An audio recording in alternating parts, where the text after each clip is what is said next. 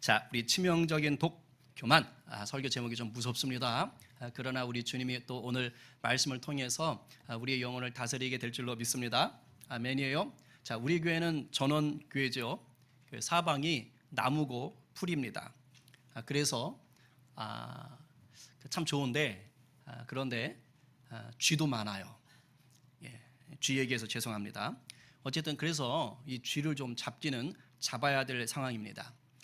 고양이도 제법 있지만 별로 쥐 사냥에 흥미가 없는 것 같긴 해서 그래서 이제 사람이 좀 신경을 써야 되는데, 이제 제가 쥐 덫도 생각을 해보고 끈끈이도 생각을 해봐서 다 사놓긴 했는데 보니까 별로 안 좋대요. 끈끈이는 그 힘 좋은 쥐들은 거기 붙었다가 털을 떼어내고 도망간다고 해서 모양새가 이상해진다 그러고, 쥐덫으로 잡으면 좀 비참해진다. 그래가지고 영 아니다 싶어가지고 좋은 게 없을까 하고 이제 생각하던 차에 신통한 쥐약이 있다는 것을 알았습니다. 플로쿠마펜이라는 성분이 들어간 그런 쥐약인데, 이렇게 쌀처럼 생긴 것도 있고, 그 다음에 뭐 알사탕보다 좀 조그만데 하여튼 뭐 손톱만한 그런 이렇게 알갱이 같은 그렇게 생긴 것도 있어요. 근데 그게 맛이 그렇게 좋대요. 드시면 안 됩니다. 쥐가 먹기에 그렇게 맛이 좋답니다. 그래서 이걸 뿌려놓으면, 갖다 두면 쥐가 계속 그것을 먹는답니다. 너무 맛있어서. 근데 이게 아주 신통해요. 이게 쥐가 막 먹잖아요. 그럼 먹자마자 콱 죽는 게 아니에요. 먹을 때 처음에 아무런 증상이 없답니다. 그러니까 계속 먹는 거예요. 맛있으니까. 증상이 없으니까. 근데 계속해서 먹으면 서서히 어떻게 되느냐, 이 몸 안에 있는 모세 혈관이 파괴된대요. 그리고 몸 안에 있는 그 뇌출혈, 뇌가 아니고 뇌출혈, 안쪽에 출혈이 생긴답니다. 그리고 눈이 점점 어두워진대요. 눈이 점점 먼답니다. 그래서 아주 신통한 게, 죽을 때 정도 되면 눈이 안 보이니까 자꾸 밝은 데를 찾아서 나온대요. 그래서 지가 알아서 밝은 데 나와서 죽는답니다. 그러니까 쥐를 잡는 사람 입장에서는 너무 깔끔하잖아요. 이게 뭐 이렇게 끈끈이 같은 거 놨다가 도망가고 어디 구석에 가서 죽고 이러면, 아니면 독한 쥐약 놓고 어디 구석 가서 죽으면 그 나중에 썩잖아요. 그 감당하기 힘들잖아요. 근데 얘는 밖에 나와서 죽어주니까 처리하기도 너무 좋은 거죠. 그리고 이 쥐약을 먹으면 한 일주일 정도 뒤에 죽는답니다. 일주일 정도. 그럼 어떤 일이 벌어지느냐? 일주일간 멀쩡한 거예요. 그리고 계속 가서 먹는 거잖아요. 그러니까 동료 쥐들이 보고 눈치를 못 챈대요.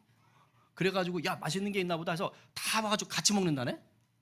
그래가지고 일망타진할 수 있는 그러한 아주 좋은 쥐약이라는 것입니다. 그러니까 제가 생각을 해봤어요.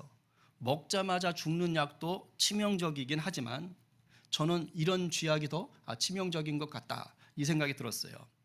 왜냐하면 겉으로는 멀쩡해 보이지만 이게 맛있다고 계속 먹으면 반드시 죽게 만들거든요. 거기다가 더 좋은 게 뭐냐, 이 쥐덫이나 끈끈이는 잡힌 놈만 죽어요. 그죠? 그리고 그걸 보면 다른 쥐들은 아이고 무시라 하면서 다 도망갑니다. 절대 거기 안 와요. 그러니까 한 녀석만 죽이잖아요. 그리고 다른 애들은 못 죽게 막아주잖아. 그죠? 근데 요 놈의 쥐약은 막 스스로 전도를 해. 그래가지고 다 끌어모아가지고 같이 죽는 그런 놀라운 역사를 일으키는 그런 쥐약입니다. 그러니까 진짜 치명적이구나 라는 생각이 들었어요. 그러니까 이 쥐약이 실패가 없는 거고 더불어 부흥하는 그런 쥐약인 거죠. 한번 맛보면 계속 오게 만들고. 제가 그 생각이 들더라고요. 우리 신앙생활에도 우리를 이런 식으로 무너뜨리는 이런 플로쿠마펜, 이런 쥐약 같은 게 있구나. 일명 여러분 들어봤나 모르겠는데 대죄, 이제 큰 죄죠. 대죄라고 불리는 7가지 대죄, 큰 죄라는 게 있는데 바로 이런 것들이 그렇겠다. 교만, 시기, 탐욕, 탐식, 분노, 정욕, 나태, 이제 게으른 거겠죠. 이런 것들이 바로 아까 그 알갱이 쥐약 같은 게 아닐까, 이런 생각이 들었어요. 이제 앞으로 몇 주간에 걸쳐서 이 7가지 죄를 좀 살피려고 합니다. 뜬금없이 왜 목사님이 또 죄를 끌고 들어오나? 왜 그러냐면 우리가 사는 이 시대가 죄에 대해서 너무 무감각해져 있습니다. 무감각해요. 그나마 교회를 와야지 그나마 죄라는 얘기를 가끔 듣지요. 바깥에 나가면 거의 뭐 이런 말 쓰지 않습니다. 근데 여러분, 죄를 죄로 인정을 해야 그 죄를 멀리할 수가 있는 거죠. 근데 이게 잘 안 되는 시대예요. 죄라는 말조차 언급하는 것을 불편해합니다. 그러니까 대신 수위를 좀 낮춰서 뭐라 그래요? 그냥 잘못했네. 이런 식으로 말하거나 아니면 아예 이제 교회에서도 이게 불편하니까 연약함 이런 식으로 아주 둘러서 순화해서 이 죄라는 말이 주는 스트레스를 무마시키려고 합니다. 그런데 결과가 어떻게 됐느냐? 죄에 민감하지 못한 성도들이 계속 늘기 시작한 거예요. 죄를 지어도 마음이 아파하고 마음이 부끄러워야 되는데 그래야 회개할 생각을 하는데 그런데 죄를 죄로 여기질 못하니 이게 안 되는 겁니다. 그러니까 예수를 믿는데도 어떻게 되는 거예요? 죄를 죄로 인정을 못하고 사니 그러니까 죄가 죄인지도 모르고 즐기고 사니 예수는 믿는데도 이 마귀한테 휘둘리는 인생이 되고 마는 거예요. 여러분, 죄를요, 죄로 우리가 알아야 돼요.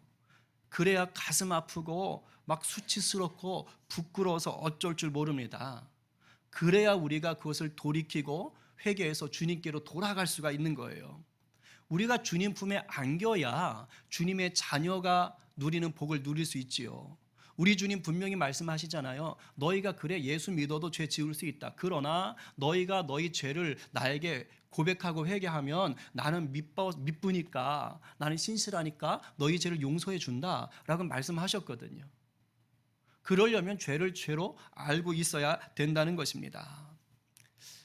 성령께서 이번 이 죄 시리즈를 통해서 우리들의 영혼을 좀 정결하게 부드럽게 다듬어 주시기를 제가 기도하며 이 설교 시리즈를 준비했어요. 죄를 죄로 아는 영적인 민감함과 즉시 회개하고 주님께로 돌이키는 이 영적인 복원력, 이것이 회복되기를 간절히 축원합니다. 아멘입니다. 여러분, 4세기경에 이집트에 온전히 말씀대로만 내가 거룩하게 살고 싶다 그런 열정을 가지고 속세를 떠나서 사람들이 사는 세상을 떠나서 사막에 들어가서 열심히 말씀을 공부하고 또 수도하던 그런 수도사들이 있었습니다. 일명 사막 수도사라는 사람들인데 이들이 하나님하고 깊은 친밀감을 누리고 싶은데 그럴수록 자기를 방해하는 죄가 있더라라는 거예요. 그래서 그걸 한번 꼽아봤어요. 그랬더니 한 8가지를 얘기했습니다. 그러다가 나중에 이제 오늘날과 같은 아까 저거 말했던 그 7가지로 이제 정리가 되는 거예요. 근데 수도사들이 주님께 막 나가서 이렇게 기도하고 또 서로 노동하고 봉사하고 하면서 예수님 닮으려고 하는데도 불구하고 이 7, 8가지 죄들이 자기를 유혹하는 거예요. 그러니까 이게 마귀가 나를 유혹하는구나. 그래서 하나님에게서 나를 멀리 떨어뜨리려고 하는구나 라는 것을 생각하고 어떻게 하면 이것들을 이길 수 있는가. 그래서 자기들끼리 열심히 공부하고 또 막 방법을 찾고 그리고 전수 막 이렇게 했던 겁니다. 그래서 이게 중세를 거쳐서 근대를 거쳐서 오늘날까지 이제 교회에서는 이것을 7가지 되제라고 하면서 좀 경계하는 그런 또 운동, 그런 훈련들이 있어 옵니다. 자, 그런데 이런 7가지 죄들은요, 잘 생각해 봐요. 아까 얘기했던 거 대충 기억나지요? 사람을 때리는 것, 아니면 그 요즘 뉴스에 무슨 그 어떤 한 자매가 또 아주 저기 정말 사람을 아주 그렇게 해서 있던데 뭐 살인죄, 사람을 죽이는 것, 자, 뭐 그다음에 훔치는 도둑질, 자, 이런 것들에 비하면 아까 말했던 그런 뭐 교만, 뭐 나태, 뭐 탐식 이런 것은 그렇게 크게 위험해 보이지를 않습니다. 왜냐하면 도둑질이나 폭력이나 살인은 이게 행동으로 딱 드러나잖아요.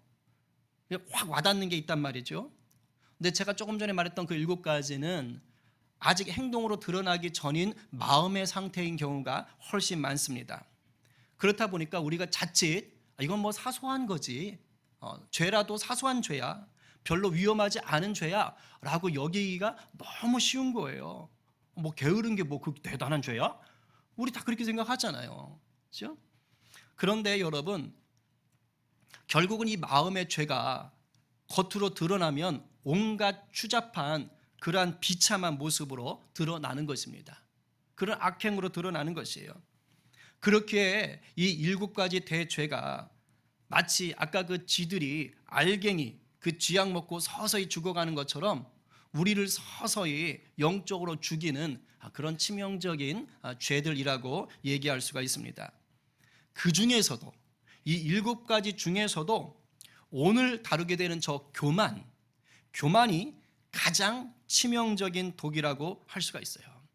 이것은 뭐 제가 얘기하는 것이 아니라 이미 그 7가지 죄를 얘기했던 중세 많은 신학자들도 이 많은 죄들 중에 최고로 악하고 나쁜 것은 교만이다라고 얘기를 했습니다. 여러분, 나니아 연대기 아시죠? 나니아 연대기를 썼고 또 스크루테이프의 편지라는 아주 명작이지요.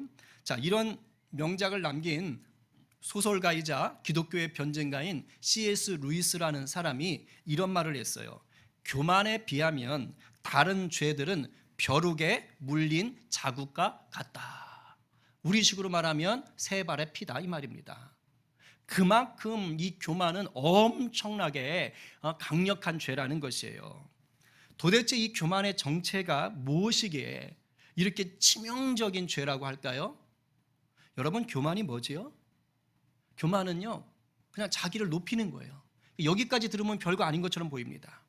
근데 자기를 높이는 건데 실제 이상으로 자꾸 자기를 높이려고 하는 것입니다. 뭐 이런 걸 다른 말로 하면 잘난 척, 아는 척, 있는 척, 도도한 척, 뭐 이렇게 하는 게 우리 이제 교만하게 느껴지겠지요. 여러분, 교만한 사람 하면 딱 떠오르는 어떤 이미지 같은 게 있나요? 보통 우리가 교만 그러면 이제 저 같은 경우는 삐딱하게 서가지고 뭐 팔짱을 끼고 이렇게 짝다리 딱 하면서 껌 좀 씹으면서, 그죠?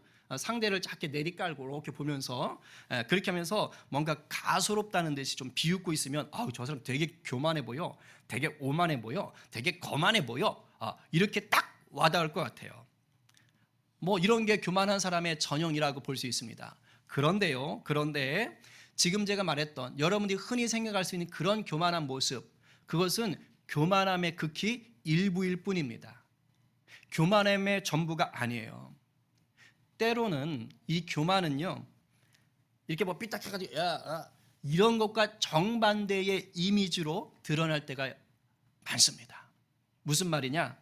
겸손으로 위장한 교만인 경우도 많다고요.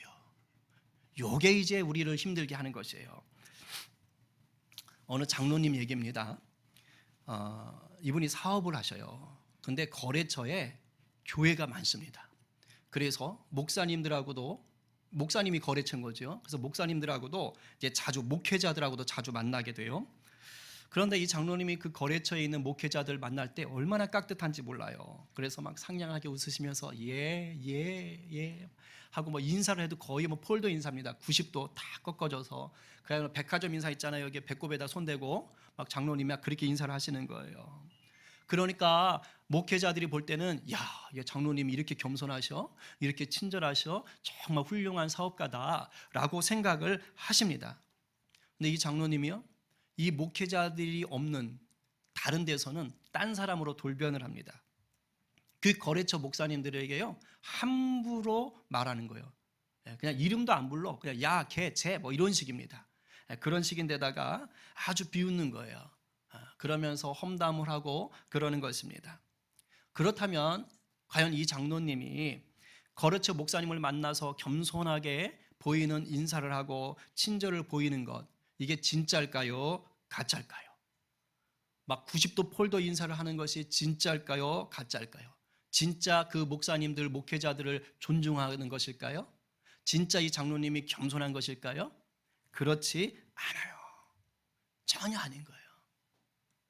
자기한테 돈이 들어오니까 친절한 척, 겸손한 척 했을 뿐인 겁니다. 척한 거예요, 척한 거. 인사를 하면서도 그 마음 뭐 할까요? 니까진 녀석이 뭘. 이런 식으로 얘기하는 거예요. 네가 그 모양이니까 교회가 이 모양이지. 뭐 이런 식으로 마음속에.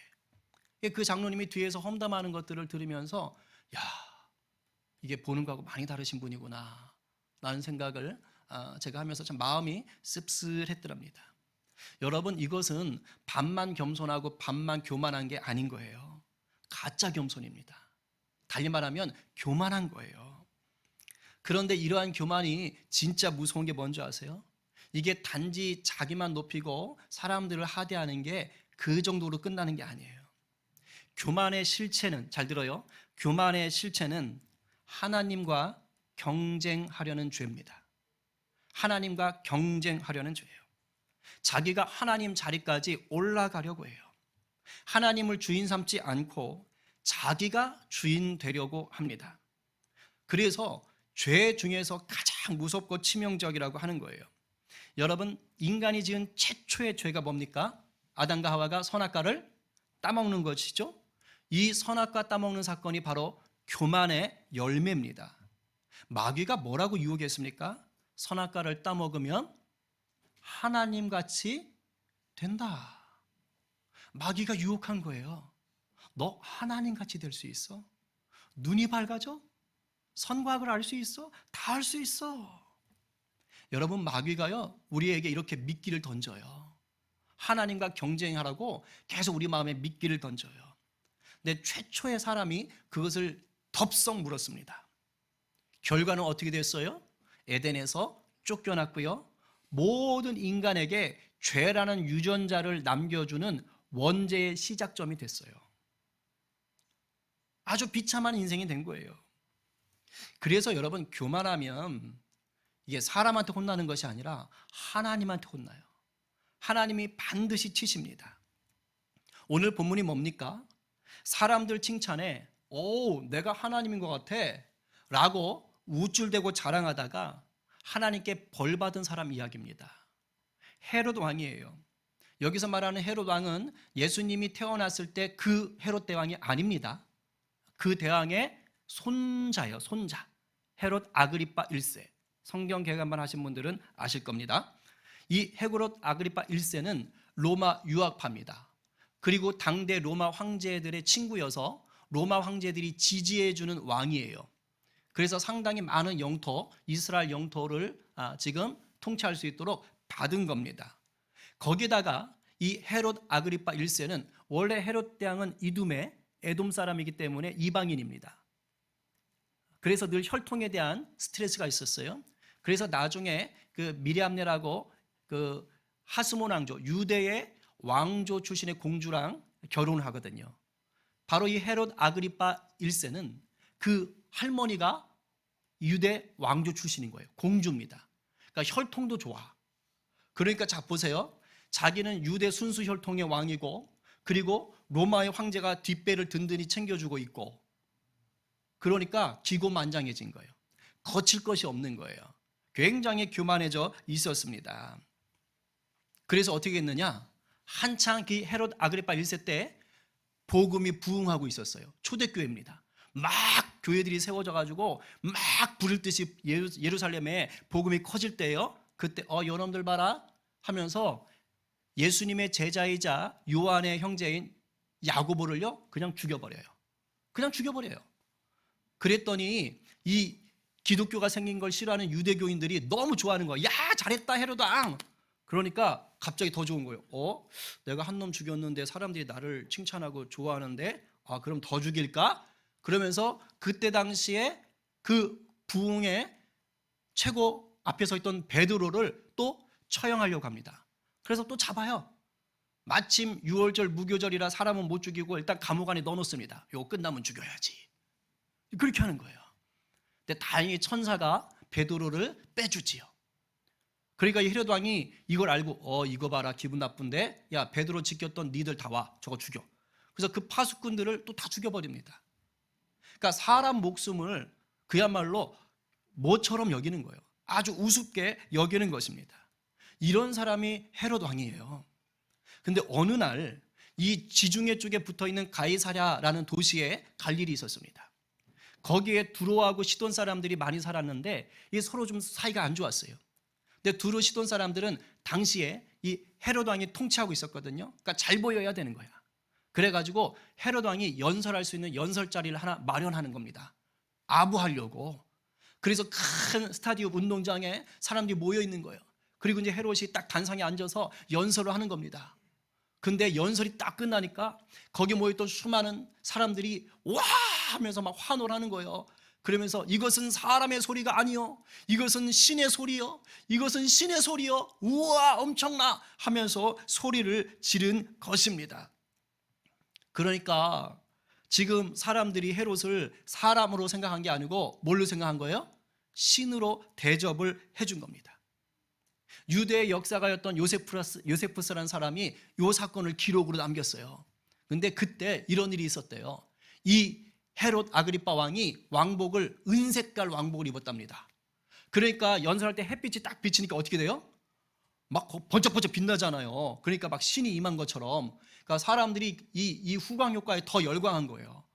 그러니까 막 박수를 치고 와 신이 강림하셨다 하면서 막 흥분했던 것이죠. 근데 헤롯이 이 소리를 듣고 너무 좋았어요. 그리고 그렇지 뭐 그래 더해 그래 하면서 당연하게 생각했던 것입니다. 네, 여러분, 이것은 예수님의 제자들의 모습과 굉장히 다른 모습입니다. 바나바하고 사울이요 1차 전도 여행 때 루스드라라는 도시를 갑니다. 근데 거기에서 나면서부터 걷지 못했던 안진뱅이가 있어서 보니까 믿음이 있어요. 그래서 일어나 걸어라 해가지고 그 안진뱅이가 벌떡 일어나는 거예요. 그래가지고 막 걷는 겁니다. 그러니까 그 루스드라에 있던 그것을 지켜본 사람들이 막 놀란 거예요. 근데 이 지역은 그리스 문화가 딱 밑에 깔고 있는 거예요. 그러니까 로마가 지배를 하지만 그리스 헬라 문화가 있는 거예요. 그러니까 사람들이 이걸 보고 깜짝 놀라가지고 와우 신이 오셨다 그래가지고 바나바를 제우스로, 그 다음에 사도 바울을 헤르메스로 해서 오 신이시여 신이시여 신이시여 막 이렇게 지금 막 칭송하려고 하는 겁니다. 헤롯 때하고 비슷하죠 지금. 자, 그런데 이 바나바하고 바울은요 이걸 보고 이 소리를 듣고 깜짝 놀랐어요. 그래서 이게 뭐야 하면서 자기 옷을 찢으면서 그 사람들 속으로 달려가서 막 소리를 치는 거예요. 그러면서 이렇게 외칩니다. 한번 같이 읽어볼까요? 자, 시작.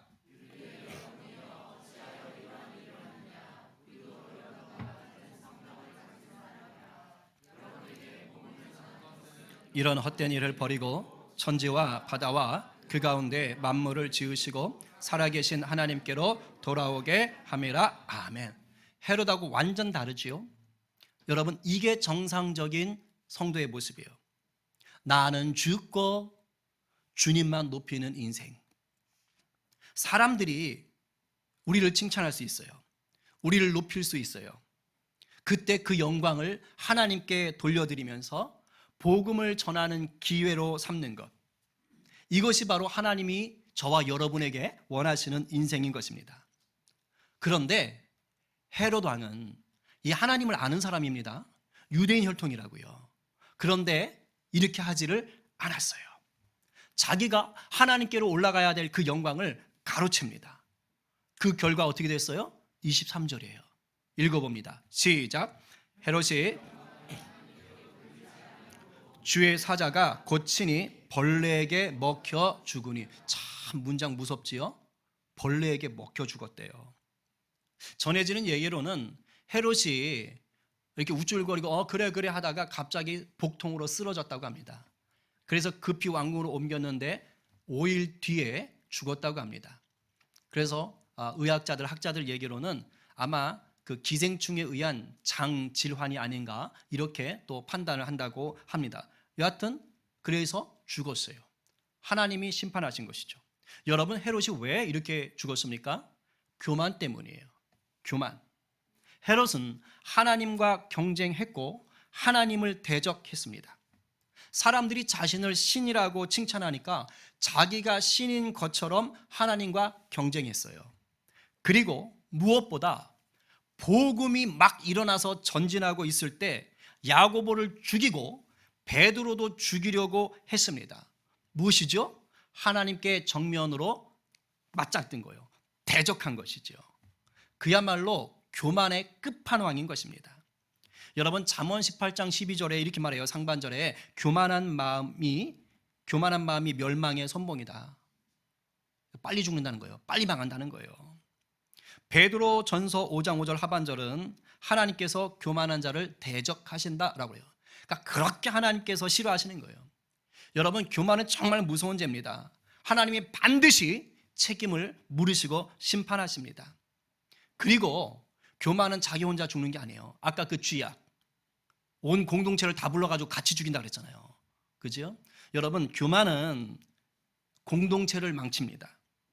교만한 자는요, 공동체를 세워갈 수가 없어요. 왜냐? 상대를 존중하고 상대의 말에 경청하는 법을 모릅니다. 상대와 함께 하나 돼서 연합해서 우리가 되는 것을 거부합니다. 그냥 자기만 있어요. 우리가 되는 걸 싫어하는 게 이 교만한 사람의 특징이에요. 그런데 이 교만이, 공동체를 망치는 이 교만이 겉으로 드러날 때는 어떤 모습이냐? 우리가 흔히 생각하는 거예요. 비난하게 잘하고, 저주하고, 분노하고, 불평하고, 험담하고, 뒷담화하고, 이러한 얼굴로 드러납니다. 그런데 이것보다 더 무서운 게 아까 말했죠? 위장된 교만이에요. 이거 교회 안에 많아요. 위장된 교만. 위장된 교만은 두 가지예요. 겸손으로 위장한 교만이 있고요, 종교적 열심으로 위장한 교만이 있어요. 이제 이게 내가 해당되나 잘 보셔야 돼요. 이 겸손으로 위장한 교만은 거리두기, 양보하기 라는 가면을 딱 쓰고요, 공동체와 어울리는 것을 싫어합니다. 그리고 이 종교적 열심으로 위장한 교만은 믿음 좋다는 칭찬을 너무너무 듣고 싶어 합니다. 그래서 온갖 종교 행위로 자신을 자랑하고 싶어 해요. 목적이 하나님이 아니요, 내 자랑인 거예요. 치명적입니다. 너무 잘 속여요. 그래서 우리가 무엇보다 이 교만을 좀 멀리할 필요가 있습니다. 근데 안타깝게도 내 자신이 교만하다는 것을 우리가 잘 깨달을 수가 없어요. 왜냐하면 아까 그 쥐약, 알갱이 쥐약, 정말 하나님의 은혜예요. 저는 이거를 알게 된 게, 제 목양실에 그 쥐약이 있거든요. 제가 어떻게 이거를 시작해야 되나 막 고민할 때 딱 눈에 들어왔잖아요, 그게. 근데 그 쥐약처럼 이 교만은 우리를 속에서부터 서서히 죽인다니까요. 그러니까 잘 몰라. 큰 문제가 생기기 전까지 잘 몰라.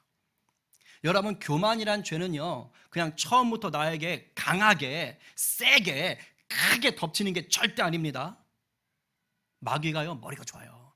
그래서 교만의 작은 조각들을 나한테 툭툭 던지는 거예요. 교만의 작은 조각들로 나를 유혹하면서 슬금 슬금 우리의 영혼을 잠식합니다. 누에가 뽕나무이 먹듯이 잠식하는 거예요. 어떻게 하느냐? 이렇게 시작돼요. 사람들의 칭찬 한번, 잘한다, 훌륭하다, 칭찬 받을 수 있어요. 네, 칭찬받는 인생 되시기를 바랍니다. 근데 그 말이 좋은 거야. 그렇지. 물론 당연하지 뭐. 요게 한 번, 두 번. 그러니까 처음에 들을 때 아니에요, 별거 아니에요, 별거 아니에요. 근데 속으로는 더 하세요, 더 하세요, 더 하세요. 뭐 이런 거 있잖아요. 처음에 이렇게 시작해요. 그리고 또 이런 거 있잖아요. 에휴, 내가 하면 그래도 저거보단 잘하겠다. 내가 하면 그래도 저 사람보다 좀 낫지. 이런 생각들. 이게 뭐가 큰 죄예요? 그 정도 할 수 있잖아요. 너무 일하는 게 답답한 사람 있을 수 있잖아요. 그죠? 자기가 분명히 더 잘할 수 있잖아요. 근데 이런 마음이 든다니까요. 아유, 그래도 내가 하면 저거보단 낫지. 아우. 그죠? 아니면 이런 거 있잖아요. 그게 좀 더 발전하면 어떻게 돼요? 왜 저거밖에 못하지? 아니, 저 정도밖에 안 돼? 이렇게 나가는 거예요. 사소한 비난. 그 다음에 이런 거 있잖아요. 나 저 사람 얘기 듣기 싫은데. 겉으로 얘기는 안 해요. 근데 속으로 나 저 사람 얘기 듣기 싫은데. 그래서 핑계대고 참석 안 하고 뭐 이런 거 있잖아요. 거부감 같은 것들. 그리고 이런 거 있어요. 저 사람 원래 저래. 고정관념, 선입견. 여러분, 지금 이거 제가 얘기한 것들이 뭐 폭력, 살인, 도둑질 같은 그렇게 눈에 드러난 죄입니까? 아니에요. 크게 느껴지지 않아요. 마음속에 있는 사소한 죄처럼 보입니다. 잘 들으세요. 그런데 이런 것들이 우리 몸에 계속해서 맛 좋은 양식이라니까요. 교만하게 만드는, 이게 우리 몸에 쌓이고 모여서 영적인 신경계를 마비시키고 영적인 모세혈관을 마비시키고 영적인 눈을 서서히 멀게 해서 하나님을 보지 못하게 하는 것입니다. 대체 이 치명적인 교만의 유혹과 죄를 그럼 우리가 어떻게 해야지 벗어날 수 있느냐? 답은 사실 너무도 간단한데 만만치 않아요. 답은요, 우리 마음 중심으로부터 겸손해져야 돼요. 그냥 겉으로 인사 잘하고 친절하고 겸손한 척하는 게 아니라 내 마음 중심이 겸손해야 돼요. 아까 찬양했잖아요. 나는 죽고 주가 살고, 정말로 내가 죽고 예수님이 내 마음의 주인으로 온전히 계셔야 되는 거예요. 그러기 위해서는 성령님이 내 마음을 계속 다스리도록 허락해야 돼요. 내 마음을 다스릴 수 있도록 우리가 자리를 내어드려야 돼요. 그럼 성령님이 내 마음을 다스리게 하려면 어떻게 해야 되느냐? 제일 좋은 방법은요, 여러분들이 성경 말씀 앞에 똑바로 서는 것입니다. 왜요? 말씀이 육신이 되어 이 땅에 오신 분이 예수님이시고 우리 주님, 우리 주님의 말씀을 기록해 놓은 것, 성령의 감동을 따라서 말씀이 육신이 되어 오신 우리 주님의 말씀을 기록해 둔 것이 성경 말씀이기 때문입니다. 그래서 우리가 성경 말씀을 대할 때 성령님은 그 성경 말씀을 통해 우리에게 예수님을 가르쳐 주시는 거예요. 예수님을 나의 주인으로 모시고 예수님을 닮아가도록 성령이 성경 말씀을 통해서 우리를 인도하시는 거예요. 예수님이 나의 주인이 되시면 우리는 그때서야 비로소 진짜로 겸손해질 수가 있습니다. 가짜가 아니라 진짜로. 왜냐? 예수님이 먼저 겸손의 본을 보여주셨기 때문이에요. 예수님은 신이었어요. 그러나 그 자리에 있지 아니하시고 스스로 낮아져서 인간이 됐습니다.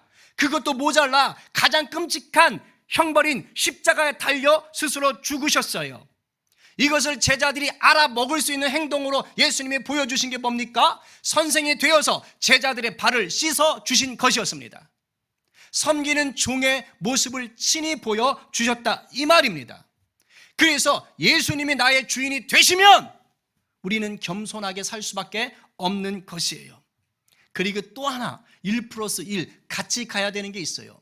우리가 말씀 앞에 서는 훈련과 함께 이 교만을 치료하는 특효약이 하나 더 있는데 그게 뭐냐? 말씀을 딱 붙잡고요, 교회 공동체에 적극 참여하시는 겁니다. 적극 참여하시는 거예요. 여러분, 그 강변이나 시냇가나 해변가에 보면 이제 자갈이 많은 곳 있지요. 거기에 있는 자갈들 보셨어요? 거기 가면요, 삐쭉삐쭉 그런 모난 돌이 거의 없어요. 그렇죠? 대부분 다 저렇게 생겼습니다. 다 저렇게 생겼어요. 저 돌이 처음부터 저랬던 게 절대 아니에요. 처음엔 다 모나고 각진 돌들입니다. 그런데 물결에 파도에 휩쓸리면서 돌과 돌들이 서로 부딪히고 깨지고 하면서 모난 부분들이 어떻게 되는 거예요? 깨지고 깎이고 다듬어져서 저렇게 되는 거예요. 여러분, 교회는 생수 되신 주님께서 모난 돌과 같은 성도들을 빚어서 보석으로 만들어주시는 공동체인 줄로 믿으시기 바랍니다. 아멘이요. 우리 주님이 보석 세공사요. 모난 우리를 교회 공동체라는 곳에 딱 넣어놓으시고 다듬어 가시는 거예요. 교회 공동체 말 많고 탈 많고 부대끼는 일 많습니다. 그런데 그것이 바로 나를 정금으로 빚으시는 예수님의 손길이라는 것을 명심하시기 바랍니다. 이제 정리하겠습니다. 오래전부터 교회는 7가지 큰 죄를 경계했습니다. 교만, 시기, 탐욕, 탐심, 분노, 정욕, 나태. 이 중에서 가장 치명적인 것이 교만인 것입니다. 이 교만은요, 이 죄는 뿌리 뽑는 게 너무 힘들어요. 그러나 성령에 감동된 말씀을 붙잡고 교회 공동체라는 그 약을 가지면 뿌리 뽑을 수가 있습니다. 오늘 누가 말씀 앞에 서서 내 속에 숨어있는 교만을 찾아 뿌리째 뽑으시겠습니까? 오늘 누가 교만하여서 여전히 아직 뭐가 나 있는 내 영혼을 피로 값주고 사신 교회 공동체를 통해 다듬어 가시겠습니까?